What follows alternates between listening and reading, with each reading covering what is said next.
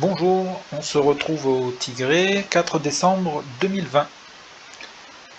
Donc c'est officiel, la fin des opérations militaires a été actée au Tigré par le gouvernement éthiopien, qui a donc annoncé la fin des grandes opérations militaires. Cette annonce a été saluée par les Émirats arabes unis. Le Premier ministre éthiopien, Abiy Ahmed, a également annoncé qu'aucun civil n'avait été tué à Mekele lors de l'avance de l'armée éthiopienne. Selon le New York Times, les hôpitaux dans Mekele auraient quand même dénombré 27 morts et une centaine de blessés.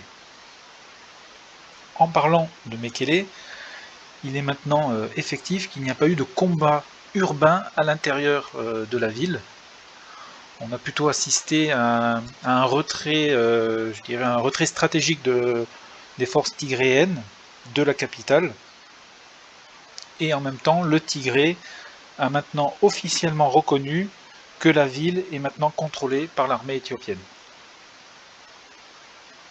L'armée éthiopienne qui, dans son avancée, a également capturé un important dépôt de munitions des forces tigréennes.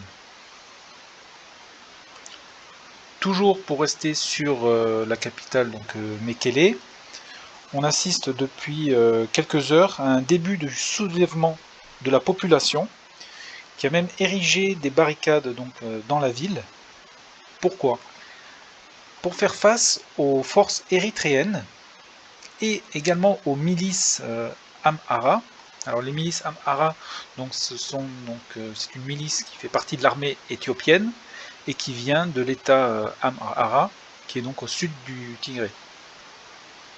Donc ces forces érythréennes et cette milice Amhara, qui est donc maintenant, qui sont donc dans la capitale, se livreraient à des pillages de propriétés autant publiques que privées. D'où soulèvement d'une partie de la population de Mekele. Concernant l'aide humanitaire, on peut noter qu'elle arrive maintenant de manière de plus en plus importante.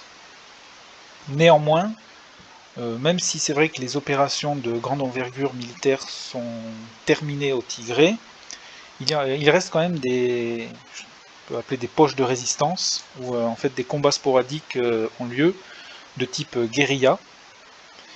Et donc ces combats compliquent l'acheminement de l'aide humanitaire dans la région. Voilà.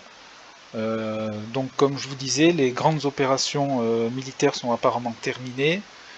Les dernières poches de résistance continuent la lutte sous le commandement donc, du président du Tigré, qui affirme que le combat continue sous un type de guérilla.